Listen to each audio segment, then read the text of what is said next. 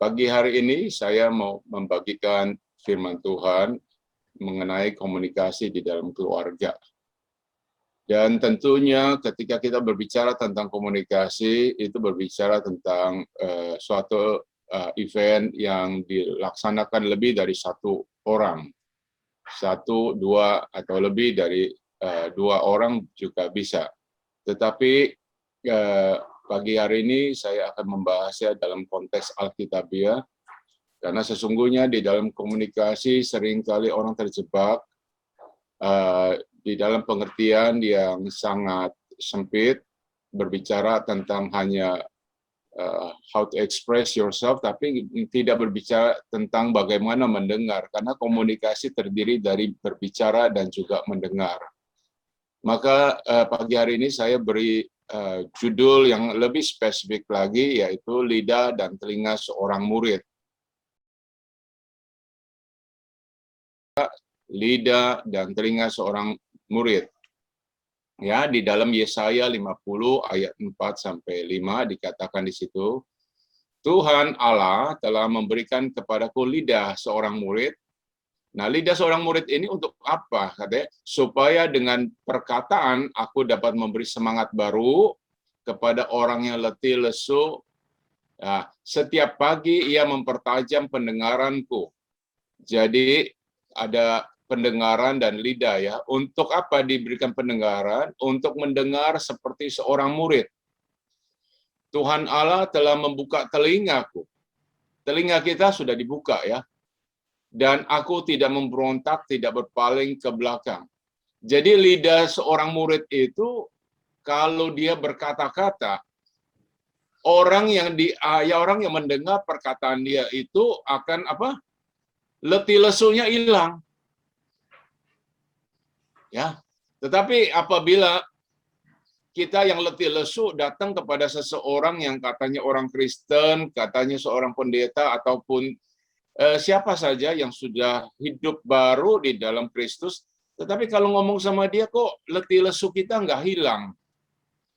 So, what happened dengan lidah seorang murid yang sudah diberikan kepada kita? Nah, dampaknya nggak ada, berarti ada dua kemungkinan, lidah seorang murid tidak digunakan, atau memang kita belum menerima lidah seorang murid.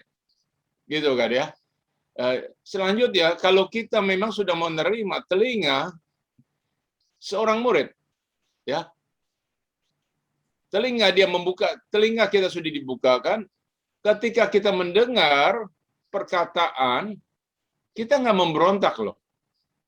Ya, kalau kita sudah dengar tapi kita memberontak juga, pertanyaannya sama, jangan-jangan kita belum dibukakan telinganya, belum dipertajam pendengaran kita. Sehingga kalau kita dengar, kita memberontak, bukan berusaha untuk mengerti. Karena di dalam tujuan sebuah komunikasi adalah at the end of the process, kedua belah pihak yang berbicara maupun yang mendengar sama-sama mencapai satu understanding yang lebih baik. Kalau tidak tercapai understanding pengertian yang lebih baik, maka komunikasi itu gagal. Sehingga saya bisa berkata, hari-hari ini seringkali orang mendengar, ya, bukan untuk mengerti, tetapi lebih banyak orang mendengar untuk siap-siap menjawab. Nah, ketika orang mendengar untuk siap-siap menjawab, kapan proses mengertinya? Bahkan seringkali orang yang berbicara belum selesai berbicara, kita sudah ambil kesimpulan. Kita sudah mengambil suatu sikap. Kita bahkan orang belum berbicara, kita pun mulai berpikir, kita mendengar apa yang kita pikir kita dengar. Padahal orang belum dengar apa-apa. Dan bahkan seringkali di lain pihak orang berpikir dia sudah mengatakan apa yang dia pikir dia sudah katakan. Padahal dia juga belum mengatakan apa-apa. Jadi apa yang Tuhan sudah sediakan bagi kita untuk melakukan komunikasi yang baik itu, sebaiknya kita gunakan agar kita boleh mencapai understanding yang lebih baik, pengertian yang lebih baik di dalam proses komunikasi. Ya, kita lanjut ya. Nah, lidah yang kecil tetapi berkuasa loh. Small fire, big flame. Ya, ini lidah kita tuh kecil, lebih kecil dari bagian tubuh kita yang lainnya. Tetapi lidah kita ini bisa merusak banyak perkara. Percikan api yang kecil, puntung rokok kalau dilempar begitu aja di tengah hutan, satu hutan kebakaran. Kalau kita tidak kendalikan lidah yang kecil ini, maka hubungan yang sudah dibina itu bisa berantakan. Termasuk juga hubungan yang dibina di dalam keluarga. Istri, suami dan istri, orang tua dengan anak, anak dengan orang tua, ini semuanya bisa kebakaran,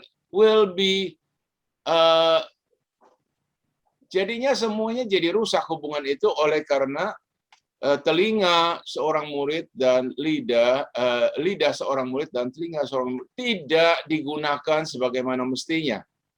Ya, kita lihat ada ilustrasinya seperti begini. Ketika kita tidak kendalikan, perkataan kita itu sesungguhnya seperti pisau yang sangat tajam keluar dari mulut kita. Itu tanpa kita sadari, ketika sudah merepetnya itu nancep langsung ke hati, ke lubuk hati. Waduh, lukanya itu susah sekali sembuh. Dan ini akan remain di dalam diri seseorang sampai kurun waktu yang lama dan panjang sekali. Susah dibebat, susah disembuhkan. Karena yang dilontarkan itu semua benda tajam yang melukai. Ya, ini kebetulan aja ilustrasinya seorang wanita ya, tapi pria pun bisa memiliki perkataan yang sangat tajam yang bisa menyakiti sesamanya. Nah, kita belajar satu perkara yang paling penting di dalam Christian communication itu ada di Efesus 4 ayat 29. Ya, dikatakan dalam bahasa Indonesia punya terjemahan, janganlah ada perkataan kotor dari mulutmu, tetapi pakailah perkataan yang baik untuk membangun di mana perlu, supaya mereka mendengar ya beroleh kasih karunia. Nah, di dalam terjemahan bahasa Indonesia dikatakan di situ perkataan kotor. Banyak sekali orang terjebak dengan terjemahan ini. Mereka menganggap perkataan kotor itu adalah perkataan yang kata-katanya yang kotor gitu ya. Tetapi ketika diberikan satu arti sesempit itu, maka orang berkata, aku sudah tidak lagi berkata-kata kotor. Aku tidak menggunakan lagi F word. Kalau dalam bahasa Inggris ya, I don't use F word any longer. Sebab saya sudah Kristen seperti gitu, Pak Joko yang lainnya. Saya tidak gunakan kata-kata kotor dalam ucapan saya. Sesungguhnya perkataan kotor di sini bukan dalam konteks seperti itu. Perkataan kotor di sini berbicara dalam bahasa Inggrisnya dikatakan di situ, let no unwholesome word. Unwholesome word ini perkataan-perkataan yang tidak utuh. Jadi tidak berguna, perkataan yang tidak berguna ya. Proceed from your mouth, but only such word is good for edification. Untuk membangun saja perkataan yang kita perkatakan, yang akan memberikan grace, kasih karunia kepada yang mendengar, sehingga yang mendengar itu dibangunkan, dibangkitkan. Ini kan yang sering terjadi apabila suami berbicara, sharing dengan istri, aduh yang aku salah investasi, ini investasiku gagal semuanya, kita mengalami kerugian. Nah, ini kan suatu hal yang diucapkan oleh karena dia mengalami sesuatu yang tidak mengenakan. Dia berharap ada sesuatu datang dari istrinya yang menopang dia, mendukung dia. Tetapi yang didapat malah, apa kataku? Dari dulu sudah aku katakan, jangan main itu, jangan investasi gitu. Sekarang terbukti kan? Habis semuanya. Nah, ini perkataan ini tidak perlu keluar. That is sesuatu yang tidak membangun, tidak memberikan kasih karunia kepada yang mendengar. Ya, ketika seseorang dalam keadaan membutuhkan empati maupun simpati, berikanlah itu melalui kata-kata yang membangun, bukan kata-kata yang malah mempersalahkan dan kata-kata yang lebih parah lagi membuat orang lebih terpuruk lagi. Nah, saya melihat Christian communication ini bermula pada Efesus 4 ayat 29 ini, sehingga kita bisa mengendalikan tidak lagi menggunakan unwholesome word, perkataan kotor yang kita gunakan di dalam berkomunikasi, sehingga orang yang berkomunikasi dengan kita tidak tambah terpuruk keadaannya, melainkan semua orang yang berkomunikasi dengan kita semua bisa mendapatkan kasih karunia, bisa mendapatkan kelegaan, bisa menemukan titik terang terhadap solusi-solusi yang mereka dambakan pada saat mereka menghadapi suatu situasi yang tidak mengenakan. Nah, ketika kita bisa lakukan ini, sesungguhnya kita sedang menggunakan lidah seorang murid. Lidah seorang murid yang kalau berkata-kata, orang yang mendengar itu akan mengalami kelegaan, akan mengalami suatu terobosan. Nah, Bapak Ibu yang dikasihi Tuhan, ada kalanya kita memperkatakan hal-hal yang nggak perlu kita perkatakan, ya, terutama sekali di beberapa di beberapa kelompok masyarakat mengatakan kepada kaum hawa, kepada ibu-ibu, kamu sekarang kelihatannya gemukan ya. Nah, perkataan ini nggak perlu kita ucapkan sebenarnya, karena mungkin maksud hati kita mengatakan kamu sekarang lebih fit, lebih segar, tetapi salah kata kita keluar, kamu gemukan sekarang ya. Nah, arti gemukan ini di dalam beberapa kelompok masyarakat itu mengandung konotasi yang negatif. Seolah-olah, kamu sekarang jelek loh, gemuk, jelek. Tetapi sesungguhnya maksud hati kamu tuh kelihatannya tuh lebih glowy, lebih radiance, lebih segar.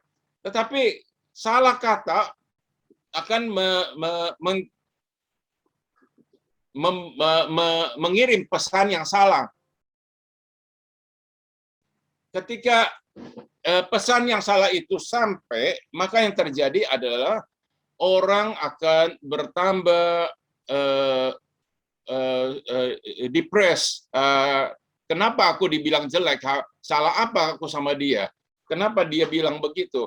Tetapi kalau kita mengerti, itu akan lebih baik daripada kita bilang kamu gemukan. Lebih baik kita bilang, kamu ini sekarang segar ya, luar biasa fit kamu. Itu akan lebih enak didengar. Maka gunakanlah perkataan yang membangun ketika kita berkomunikasi. Kalau salah gunakan perkataan, istrimu juga bisa akan ngambek, ya. Suamimu juga bisa tidak enak mendengarnya. Tapi apabila kita gunakan perkataan yang membangun, suasana di rumah itu jauh lebih kondusif. Oke ya, lanjut ya. Nah, Alkitab mengajar kepada kita begini loh, ya. 19 dikatakan, hai saudara-saudara yang kukasihi, ingatlah hal ini. Setiap orang hendaklah cepat mendengar, karena diberikan 2 telinga. Cepat mendengar, tetap lambat untuk berkata-kata. Karena kalau kita cepat berkata-kata, apa yang kita dengar nggak keburu diproses. Kalau nggak keburu diproses, berarti kita belum mencapai satu understanding yang lebih tinggi. Nah, kita dengar, langsung mengolah kata untuk menjawab. Jadi cepat mendengar karena kita diberikan dua telinga, tetapi lambat untuk berkata-kata. Kalau kita belum mengerti, lebih baik kita konfirmasi kembali sebelum kita memformulasikan jawaban. Ada katanya, ada kalanya ketika kita dengar, yang kita dengar itu nggak butuh jawaban. Yang dibutuh adalah kita dengerin. Nah, dengerin aja. Kadang-kadang kalau sudah dengar, kaum ibu tuh sudah lega kalau dia sudah bisa ngomong banyak, cerita banyak. Karena memang secara kodrati kaum Hawa itu dalam satu hari harus mengeluarkan kata-kata jauh lebih banyak dari kaum Adam, kaum Bapak. Jadi kalau kurang lebih kaum Hawa itu harus mengeluarkan 20.000 kata, kaum Bapak itu cuma 7.000. Jadi nggak akan seimbang. Jangan sampai masuk ke dalam, ya khusus ini pesan untuk kaum Bapak, jangan masuk ke dalam percekcokan dengan istri, ya verbal ini akan kalah kita. Mereka itu kata-katanya lebih banyak. Jadi jadilah lebih cepat mendengar daripada kita lebih cepat berkata-kata. Dikatakan juga dan juga lambat untuk marah. Ya, di dalam komunikasi itu dikatakan lambat untuk marah. Lambat untuk marah itu hanya bisa kita dapati apabila kita lebih banyak mendengar dan berusaha untuk mencapai understanding, mencapai satu pengertian. Kalau kita mengerti, maka kita tidak akan mudah marah. Orang yang mudah marah itu karena dia tidak berusaha untuk mengerti, tidak berusaha untuk mengerti pasangan berkomunikasinya. Jadi dikit-dikit dia marah, dikit-dikit dia tersinggung karena dia tidak melakukan komunikasi yang baik dan benar. Nah, Bapak Ibu ya, nah ini menarik sekali ya. Ketika kita menggunakan dua telinga kita lebih banyak mendengar, lebih sedikit berbicara, tanpa kita sadari, the word ear, telinga itu adalah bagian daripada the word heart, ya. Ini menarik sekali, betul. Telinga itu kalau dua-duanya digunakan, itu langsung masuk ke dalam hati. We will understand better kalau kita pakai dua telinga. Tapi kalau cuma satu, itu nggak sampai ke dalam hati. Yang sering terjadi, orang dengarnya pakai telinga kiri, keluar telinga kanan. Itu masih mending. Ada sebagian masuk kiri, keluar lagi kiri. Itu nggak sempat mampir di tengah-tengah gitu. Masuk kiri, keluar kiri. Kalau masuk kiri, keluar kanan, masih ada sebagian yang nyangkut. Nah, yuk, di sini kita belajar, Yakobus mengajar kepada kita, lebih banyaklah kita mendengar daripada kita berbicara, supaya kita bisa sampai pada satu understanding yang lebih baik melalui komunikasi. Nah, Bapak Ibu yang dikasih Tuhan, pagi hari ini bukan lecture tentang bahasa Mandarin, tetapi ada satu insight yang saya dapat dari kata ini, dari karakter ini. Mendengar dalam bahasa Mandarin itu dilafalkan menjadi think. Ini karakter think ini berarti dia mendengar, ya. Ketika kita gunakan karakter think ini, karakter di dalam bahasa Mandarin kadangkala terdiri dari banyak karakter kecil-kecil di dalamnya, dikombinasikan menjadi satu karakter yang memberi arti, ya. Dalam karakter think ini kita lihat ada beberapa karakter di dalamnya terdiri. Yang pertama kita lihat yang warna hitam ini. Kalau dia berdiri sendirian, karakter ini adalah artinya telinga. Jadi mendengar itu memang di dalamnya harus menggunakan telinga. Telinga yang model apa kita gunakan? Di bawah telinga ini ada karakter yang warna orange ini adalah bacanya wang, itu artinya raja. Jadi mendengar itu harusnya prosesnya seperti menyedengkan telinga kita kepada seorang raja yang sedang bertitah. Siapapun yang sedang berbicara kepada kita, sedengkanlah telinga kita seperti kita sedang menerima titah raja, supaya kita bisa mendapat understanding. Nah, apakah cuma dua ini? Ada karakter lain yang warna biru ini 10 atau present. Nah, ini berbicara angka 10 yang di bawah ini mu. Mu ini bentuknya sebenarnya terbalik, vertikal, tapi ditaruh horizontal. Ini berbicara mata, ya, to see, mata. Jadi ternyata untuk mendengar bukan hanya menggunakan telinga, tetapi juga menggunakan mata. Hanya dua mata, dikatakan ini ada sedikit hiperbolik, dia harus menggunakan 10 mata. Jadi apa yang kita bicarakan di sini, kalau kita mendengar gunakan telinga seperti sedang menangkap titah raja, dan juga gunakan mata. Maka Bapak Ibu, sampai mata ini kita mengerti. Kalau berbicara kepada orang yang sedang kita ajak berbicara, atau orang yang sedang kita dengarin perbicaraannya, gunakan mata. Karena ada bahasa yang tidak disampaikan oleh perkataan. Bahasa tubuh, gestur, ini hanya bisa kita tangkap melalui mata. Jadi ketika kita think, kita mendengar, kita menggunakan telinga, kita menggunakan mata. Bukan hanya dua ini saja yang kita gunakan di dalam mendengar, melainkan kita juga menggunakan satu ini. Ini ada satu, ini karakter yang orange satu lagi ini, I, satu artinya. Yang terakhir yang warna marun, ini adalah sing, ini artinya hati. Jadi mendengar itu perlu sing, artinya fokus. Satu hati seutuhnya menangkap apa yang mau disampaikan seorang pembicara. Jadi ada karakter thing ini sangat insightful buat saya, sehingga saya terdorong untuk membagikan kepada kita semua.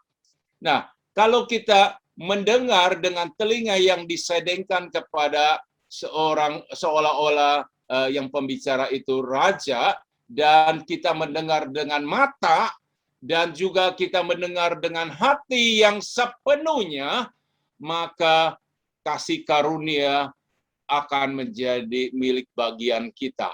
Kita akan menangkap pesan daripada pembicara. Oleh karenanya, pagi hari ini saya mau membagi insight ini yang luar biasa di dalam berkomunikasi, apakah itu di dalam keluarga, apakah itu di dalam organisasi lain. Coba renungkan karakter ini sehingga kita bisa menangkap the real message yang mau dikatakan seorang pembicara. Dengan telinga, dengan mata, dengan hati, sepenuh hati. Sing itu sepenuh hati, fokus, kita tangkap. Bukan kita ada di ruangan ini, tapi tangannya masih juga main gadget. Ini belum sing. Kita masih split fokus. Kita dengar, tetapi kita tidak dengar. Kita ada, tetapi fokusnya ada di mana-mana. Ya, lanjutnya, ini slide yang terakhir saya mau sampaikan. 1 Petrus 4 ayat 11 dikatakan, jika ada orang berbicara, baiklah ia berbicara sebagai orang yang menyampaikan firman Allah. Jadi ini penting sekali. Jangan kita memperkatakan unwholesome word, tetapi perkataan seperti menyampaikan firman Allah. Ya, kenapa penting kalau kita berkomunikasi dengan pola ini? Maka Ibrani 4 ayat 12 ini akan memberikan kita satu insight, yaitu ketika kita dengar, kita berbicara yang kita katakan firman Allah, yang mendengar juga menangkap firman Allah, maka ini yang kita akan dapatkan, yaitu sebab firman Allah hidup dan kuat dan lebih tajam dari pedang bermata dua manapun, ia menusuk amat dalam sampai memisahkan jiwa dan roh, sendi-sendi sumsum, ia sanggup membedakan pertimbangan dan pikiran hati kita, perasaan dan pertimbangan. Ini semuanya hanya bisa teruraikan apabila yang kita dengar adalah firman Allah. Firman Allah hidup, dia kuat. Ya, kuat ini dalam arti kata dia mempunyai energi, ya, energi. Sesungguhnya dia ketika kita terima firman Allah dengan pola think tadi, firman Allah itu masuk ke dalam hidup kita dan dia menusuk amat dalam, nggak pernah berhenti karena dia hidup kan, dia tusuk amat dalam sampai, biasanya kalau udah sampai itu berhenti, tetapi firman Allah menusuk amat dalam sampai memisahkan. Nah, ketika ini memisahkan, maka kita akan reach better understanding. Kenapa? Ada kalanya antara pertimbangan dan pikiran hati kita ini menggumpal menjadi satu. Ada kalanya kita kesel, marah pun kita nggak tahu kenapa kita marah.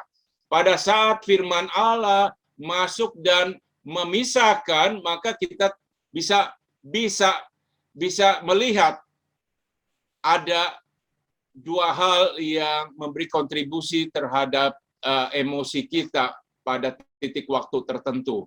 Ya, kalau ada pertimbangan dan pikiran hati kita menggumpal menjadi satu, kita nggak bisa ngerti kenapa kita marah, kenapa kita jengkel. Mungkin aja kejengkelan kita ini timbul bukan oleh karena peristiwa yang baru saja terjadi, bukan karena apa yang kita dengar dari seseorang pada titik waktu tertentu, tetapi ini dipengaruhi oleh peristiwa di masa yang lalu yang sudah ada di dalam jiwa kita, yang sudah ada di dalam memori kita, yang belum pernah teruraikan di masa yang lalu. Sehingga perasaan jengkel di masa lalu itu terbawa kepada peristiwa hari ini, sehingga kita jengkel tanpa kita mengerti kenapa kita jengkel, sampai firman Tuhan apabila kita tangkap, maka dia akan memisahkan itu. Ketika dia memisahkan itu, dikatakan jiwa dan roh terpisah, keinginan hati kita dan juga apa yang sebaiknya ada pada kita itu terpisah. Karena jiwa itu di dalamnya ada keinginan, rationality, dan juga angan-angan, semua ada di dalam jiwa. Dan ini kalau kita bisa diuraikan, dipisahkan begitu, maka kita bisa lihat ternyata kita jengkel karena kita mau sesuatu, tetapi kita tidak dapatkan apa yang kita mau. Ini salah siapa sebenarnya kalau kita mau, namun kita nggak dapat apa yang kita mau? Karena sebagian itu adalah karena maunya kita terlalu berlebihan. Maunya kita melampaui apa yang ada di sekeliling kita bisa sediakan bagi kita. Jadi nggak perlu marah sesungguhnya. Karena apa? Karena itu muncul dari kemauan, salah satunya angan-angan kita, mungkin masa lalu kita, memori kita, yang membuat kita tidak bisa menerima keadaan. Namun apabila ini bisa terurai, maka kita sebagai orang percaya bisa sadar diri bahwa sesungguhnya kita harus bisa mengendalikan jiwa ini, karena Roh Kudus ada di dalam diri kita, ini bisa dikendalikan. Jadi komunikasi akan jauh-jauh lebih efektif dan efisien apabila kita menggunakan pola ini. Ketika kita berbicara, berbicaralah seperti kita menyampaikan firman Tuhan, karena firman Tuhan itu apabila diterima dengan pola think tadi, maka firman Tuhan akan masuk, menusuk amat dalam, karena dia hidup dan tajam, memisahkan jiwa dan roh, memisahkan pertimbangan dan pikiran hati kita, sehingga semuanya kedua belah pihak yang terlibat dalam berkomunikasi bisa mencapai level understanding yang lebih tinggi, dan kalau ada understanding yang lebih tinggi, maka komunikasi yang terjadi sangat efektif dan sangat efisien, sehingga hubungan yang terjadi di dalam keluarga itu akan jauh lebih harmonis, akan jauh lebih memberikan kasih karunia. Grace menimbulkan kasih karunia di antara keluarga, anggota keluarga yang terlibat di dalam komunikasi yang ada. Terima kasih. Saya ambil satu inti yang sangat saya rasakan penting untuk disampaikan pagi hari ini.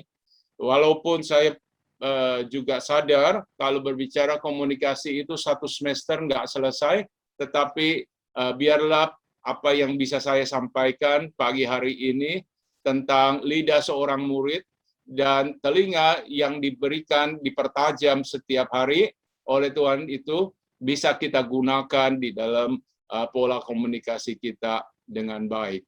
Terima kasih Bapak Ibu yang dikasihi Tuhan. Saya serahkan kembali kepada moderator.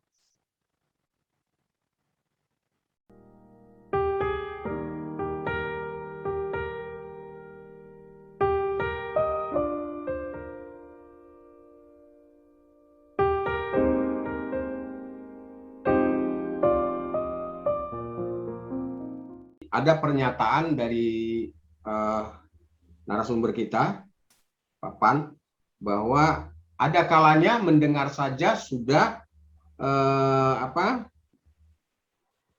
merupakan tindakan gitu. Artinya begini yang saya tangkap, bahwa sebenarnya dalam komunikasi nggak selalu harus ngomong, kira-kira gitu. Ini mungkin perlu pendalaman, Pak. Apakah dalam kehidupan sehari-hari memang bagaimana menerapkannya gitu? Apakah mendengar saja merupakan bagian dari komunikasi? Begini Pak Maidun ya, di awal kita katakan komunikasi adalah terdiri dari dua proses. Satu berbicara, yang satu atau menyampaikan, yang satu mendengar atau menerima. Receiver dan juga yang menyampaikan ya. Itu dari situ sudah ada dua-duanya. Tetapi kita masuk lagi lebih dalam, di dalam berkomunikasi, saya kembali ya, saya nggak akan masuk ke dalam lebih dalam. Ada beberapa bentuk komunikasi ya, ada yang ngobrol, liautin, ada yang bersifat komunikasi itu untuk mencapai suatu tujuan di dalam rapat-rapat, conference itu ya. Ada yang komunikasi bentuknya umum, public communication itu jagonya Pak Joko itu ya, dia bisa melempar satu kata-kata, semua orang bisa nangkep dan mengerti. Dan ini bentuk ini sesungguhnya ada satu bentuk yang lain Pak, tanpa verbal communication kita bisa menangkap pesan ya. Itu hanya bisa dilakukan adalah apabila hubungan itu ya hubungan itu sudah mencapai satu titik yang lebih tinggi. Nah, pertama-tama namanya izinkan saya pakai istilah dalam bahasa Mandarinnya kongkuan. Kongkuan itu kongyong, semuanya berbentuk adalah yang umum. Kongkuan itu kuansi, hubungan dalam bentuk umum, public relationship. Ya, dari ini berkembang menjadi kuansi, menjadi suatu hubungan yang 101 atau 202 atau bagaimana, satu hubungan yang pribadi, sudah ketemu orangnya, berbicara dan terus. Ini bisa berkembang lagi menjadi kuansing. Kuansing itu pakai sing yang tadi itu ya, ada hati. Jadi hubungan yang pakai hati, Pak.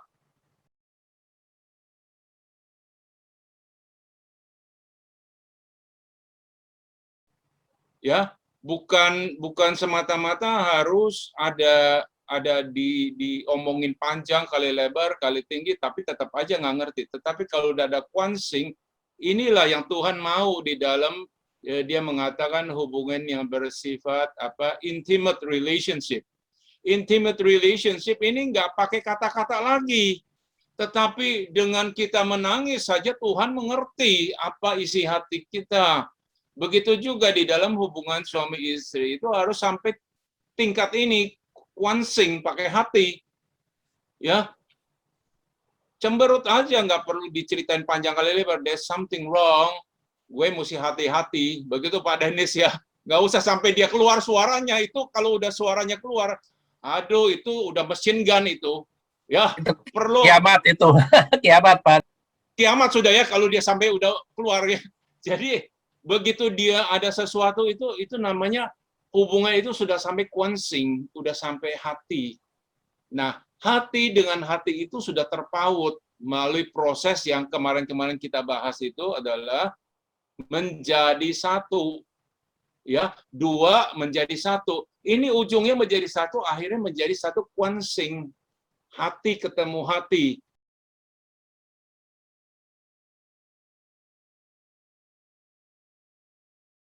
Jadi kadang-kadang hati ketemu hati itu nggak usah diomongin, nyampe loh. Ya, kadang-kadang seperti tadi kan saya bilang, kadang-kadang kita nggak perlu jawabin. Kalau kita jawabin, malahan, malahan gegeran. Jadi udah didengerin wae gitu ya, dengerin aja. Itu bahasanya Pak Denis, dengerin wae, wes gitu ya. Jadi kalau kita jawab panjang kali lebar kali tinggi, ini volumetrik nih. Bukan panjang kali lebar aja. Panjang kali lebar kali tinggi, volumetrik. Benjol kita kalau udah ketemu volumetrik. Kalau cuman bidang doang, kalau cuman ini nggak apa-apa. Tapi kalau sudah volume, wah, gitu Pak Maidon ya. Memang betul kadang-kala kita nggak usah jawab. Zip it up. Pakai apa? Resletingnya, begitu aja sudah. Amin. Mantap. Apalagi Terima kasih, Pak. di dalam komunikasi keluarga ada pihak ketiga, betul kan? Sekalipun kita zip it up, ada pihak ketiga yang nanti nyampein. Lu udah kelewat batas. Nah, nanti dia sadar sendiri. Inilah indahnya komunikasi Kristen, apalagi kita sadar di dalam berkomunikasi di dalam sebuah keluarga ada pihak yang ketiga. Ya, kadangkala kalau kita yang ngomong nih, kita yang jawabin Pak Maidun, nggak bisa terima dia. Tetapi ada oknum yang ketiga nanti dia sampein.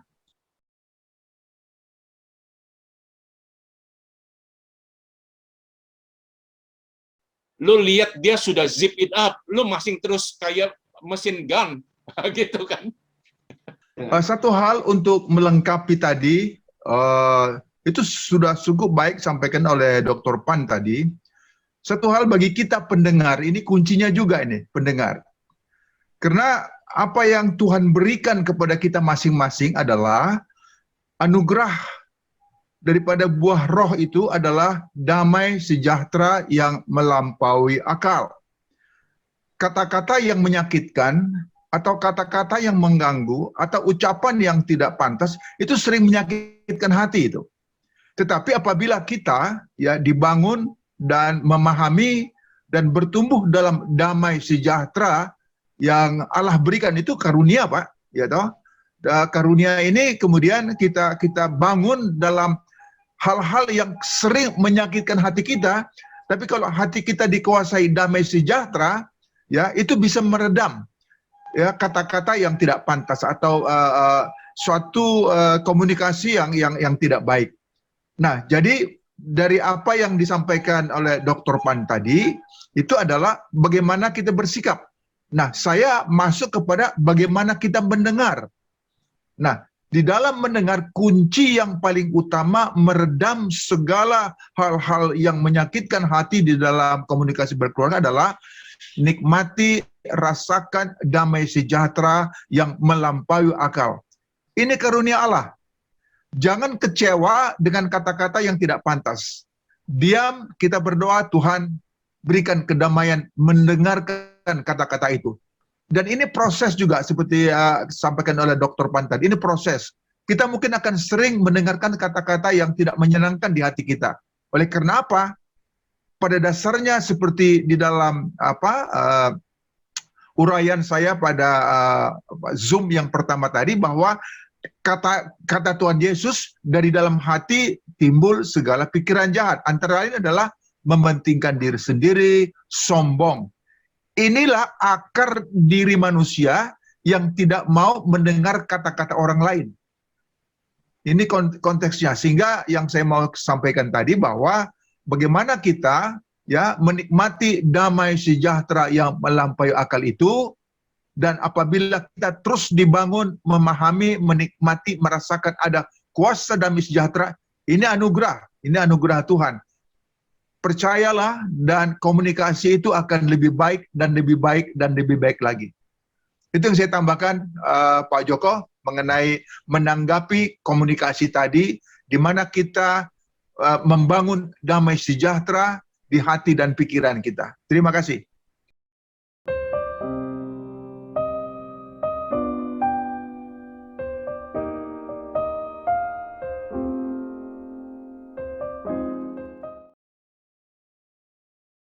Memang dalam apa yang sudah dijabarkan oleh Pak Pendeta Pan, tapi kadang kebanyakan di dalam keluarga ini kita suatu mengalami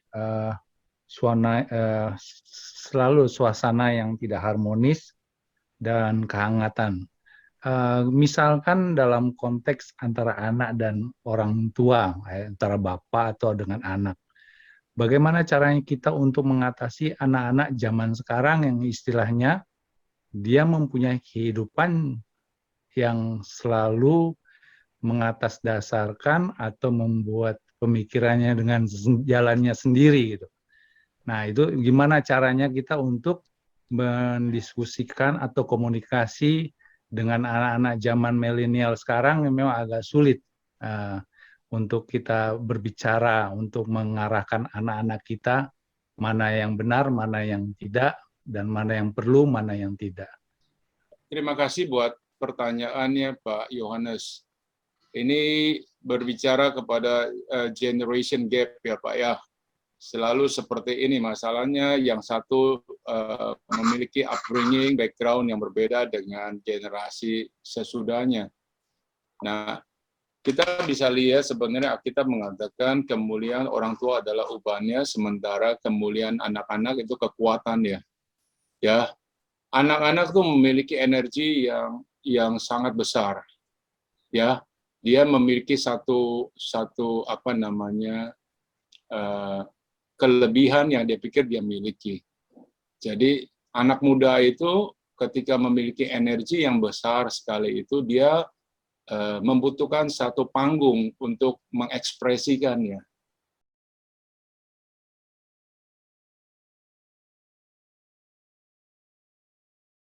Suatu arena untuk mengekspresikannya. Kadang-kala begini Pak Yohanes, saya pun demikian. Kita sebagai orang tua kan dibentuk pola orang tua kita di atas kita ya. Nah, kita kadang-kala tanpa sadar kita gunakan itu juga ya. Dulu papa tuh begini, ingat ya Pak Yohanes ya, kita semua ya. Dulu papa tuh begini, tapi kayaknya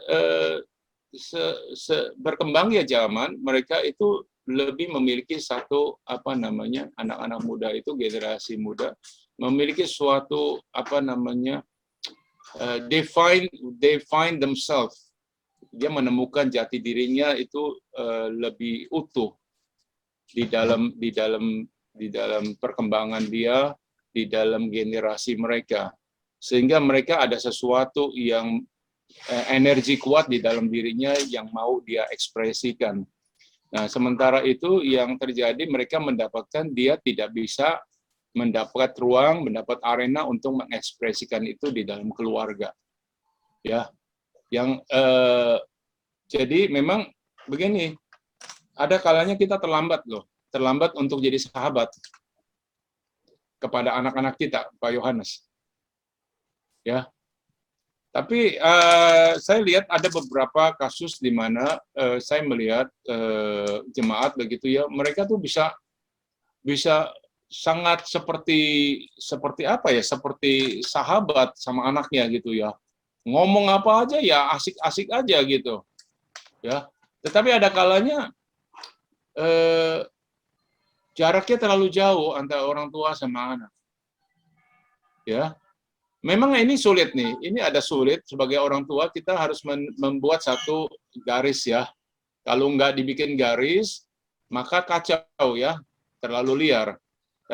Tetapi kalau garisnya terlalu sempit, seperti yang lalu kita gambarkan, ruang gerak anak, ruang gerak semua orang yang di dalam keluarga itu nggak bisa nyaman. Senantiasa di antara dua garis itu, batasan itu, dia ketabrak terus. Dia merasa, I would rather discuss it with somebody else. Nggak enak ngobrol sama papa, nggak enak ngobrol sama mama. Lebih enak ngobrol sama teman. Apa aja bisa nyambung, gitu kan. Nah, saya pun mengalami itu loh, Pak Yohanes. Pendeta pun ada pengalaman yang nggak enak juga dengan anak-anaknya, karena anak-anak kan generasi beda dengan kita, ya. Sampai suatu ketika anak saya pernah bertanya begini, kenapa ya, teman-teman tuh semuanya bebas, mau pulang jam berapa nggak pernah ini. Saya rupanya dia salah tanggap, dia sangka saya tuh membatasi begitu. Saya akhirnya oke, kita bisa berdiskusi. Saya bilang, tapi nggak kasih batas sama kamu, tapi cuma mau anytime if you go hang out gitu ya, kasih tahu kemana perginya sama siapa, supaya kalau terjadi apa-apa papi tahu cari kamu di mana. Jangan sampai nanti polisi yang kasih tahu papi kamu di mana. Nah, dari pembicaraan itu kita lebih ini ya, ini another thing is that saya rasakan itu spending quality time dengan mereka juga penting ya. Karena rupa-rupanya kita sebagai orang tua ini terlalu sibuk untuk mencari nafkah, melakukan segala perkara, sampai-sampai kita nggak punya waktu cukup untuk secara pribadi berkomunikasi dengan mereka, sehingga hubungan anak sama orang tua itu yang nggak sampai konsing itu, sampai hati ke hati itu nggak nyampe, ya. Jangan-jangan hubungannya cuma sampai mentok-mentoknya sampai konsi itu aja. Kamu anakku, aku papamu, kamu anakku, aku mamamu. Tetapi tidak sampai konsing, sampai hati itu nggak bisa dia buka. Karena memang tidak ada usaha dari pihak kita juga. Nah, ada suatu ketika saya pernah merasakan begini juga ya. Kita sebagai orang tua penyedia nafkah ya. Kalau sudah ada nafkah berarti selesai tugas kita, betul ya. Tapi nggak demikian. Apa yang kita bisa sediakan di meja makan, apa yang kita sediakan segala detail bagi anak kita, itu tidak bisa menjadi substitusi terhadap waktu kita yang harus kita sediakan bagi mereka.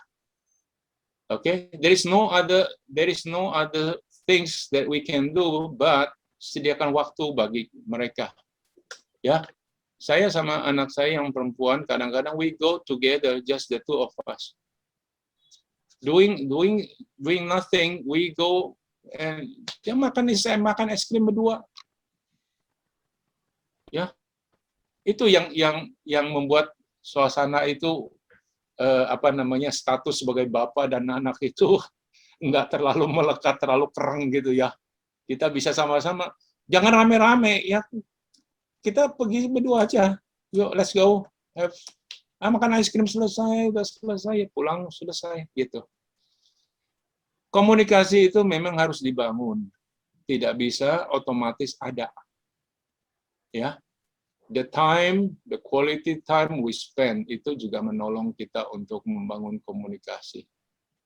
Begitu Pak Yohanes. Jadi yang pertama, kalau kita salah, diem. Admit, ya, akui. Kalau kita benar, diem. gitu. Nah, jadi di satu WhatsApp group itu tadi ada satu yang saya ceritakan, ada seorang yang sangat cinta China luar biasa. Pokoknya anything yang saya share di grup mengenai China itu dia anggap saya membenci China, gitu. Nah, akhirnya sekali dua kali saya diem, tapi akhirnya saya juga nggak tahan juga gitu, karena saya nggak benar-benar tidak punya niat untuk menjelek-jelekan China. Yang saya kirim itu adalah berita-berita yang dia juga bisa dapat di mana-mana, ya kan, tentang misalkan debt collapse ya, yang si Evergrande dan sebagainya. Nah, jadi ternyata itu membuat sesuatu yang dipersepsikan salah gitu. Nah, saya nggak mau ribut sama orang beginian. Bagi saya, akhirnya yang saya lakukan apa? Saya seminggu saya tidak share berita apapun, gitu. Karena apa? Supaya dia juga calm down. Saya juga nggak buang waktu. Karena saya nggak punya niat baik.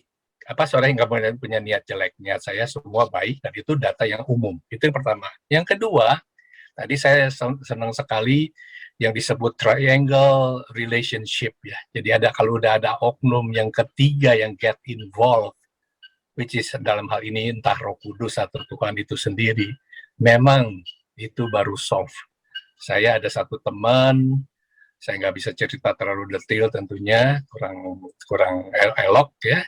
Tetapi ada satu masalah yang cukup serius, dan akhirnya dia ngomong sama saya, teman baik sekali, sampai 1 jam, 1,5 jam. Nah, akhirnya saya juga saat itu bilang, the only way to solve your problem, saya tolong bikin saja pertemuan triangle. You dengan si A dan si B. Jadi 3.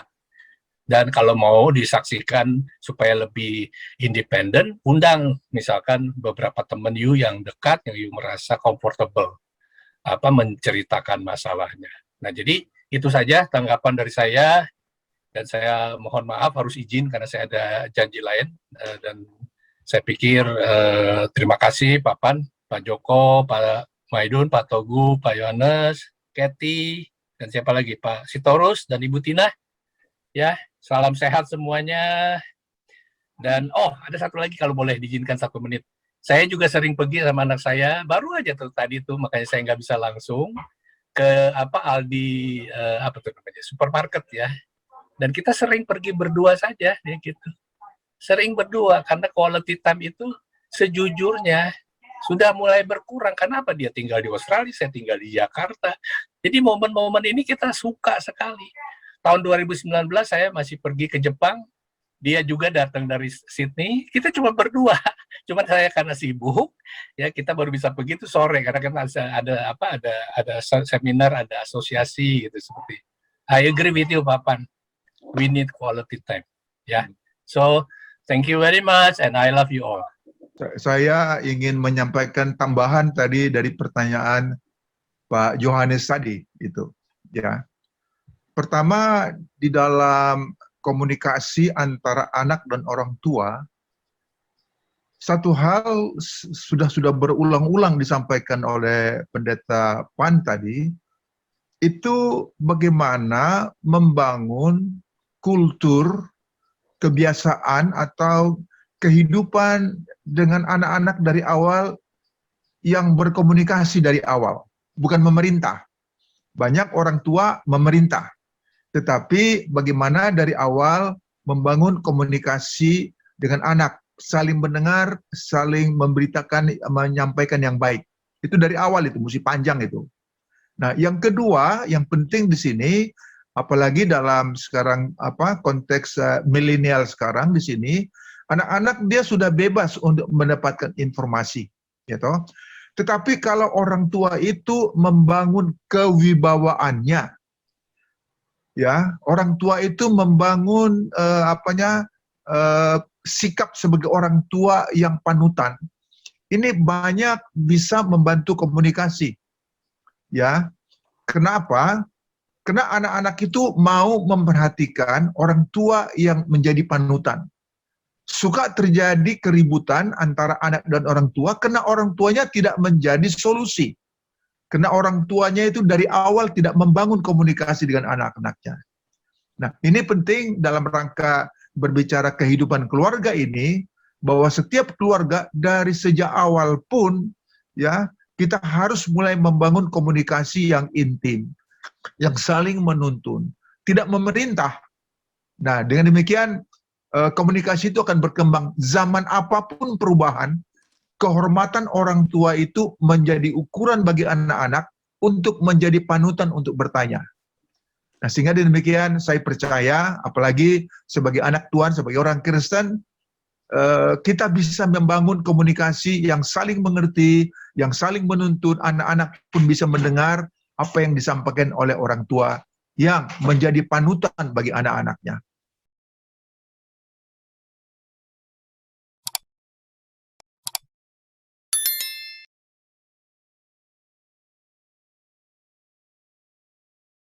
Terima kasih. Salam sehat. Tuhan berkati.